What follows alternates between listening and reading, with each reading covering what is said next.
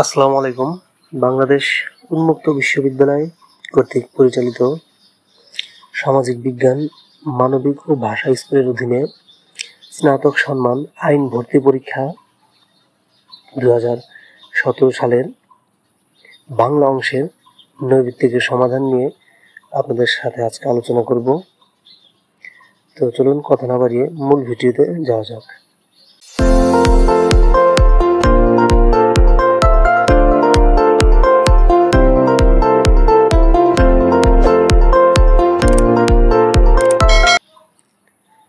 বাংলা সাহিত্যের সম্রাট কে? বঙ্কিমচন্দ্র চট্টোপাধ্যায়। নিচের কোনটি মীর মশাররফ হোসেনের রচনা নয়? জমিদার দর্পণ। প্রমোদ চৌধুরীর ছদ্মনাম কোনটি?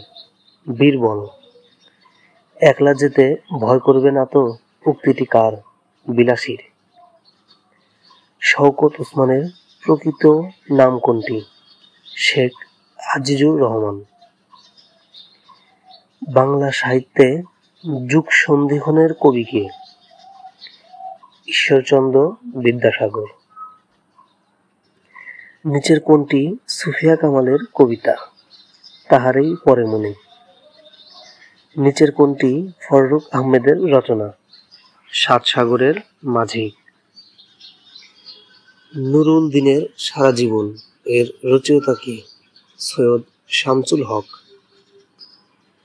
যেসব সংস্কৃত শব্দ অবিকৃতভাবে বাংলা ভাষায় এসেছে তাকে কি বলে? তৎসম শব্দ। নত্ব ও সত্য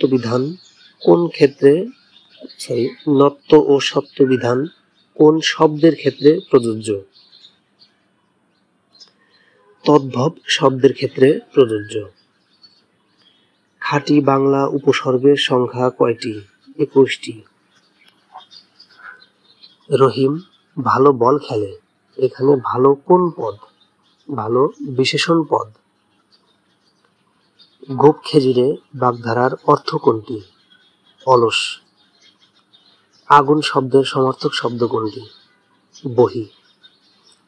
লাল সালু কোন শ্রেণীর উপন্যাস? লাল সালু সামাজিক উপন্যাস। অবিশ্রান্ত শব্দের অর্থ কি? অক্লান্ত।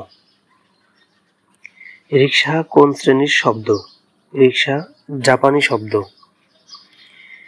কোনটি সঠিক বানান? অনুষ্ঠান। চাঁদ শব্দের সমার্থক শব্দ কোনটি? হিমাংশু। কোকিলের ডাক এক কথায় প্রকাশ করুন। এক কথায় প্রকাশ হবে কুহু। পরিশ্রমীরা জীবনে উন্নতি করে কোন প্রকারের বাক্য? সরল বাক্য। বাক্যের বিভিন্ন ধরনের প্রকাশ ভঙ্গিকে কি বলা হয়? বাচ্য বলা হয়। উদ্ধার চিহ্নের স্থানে কোন সংযোজক অব্যয়টি ব্যবহৃত হয়? যে।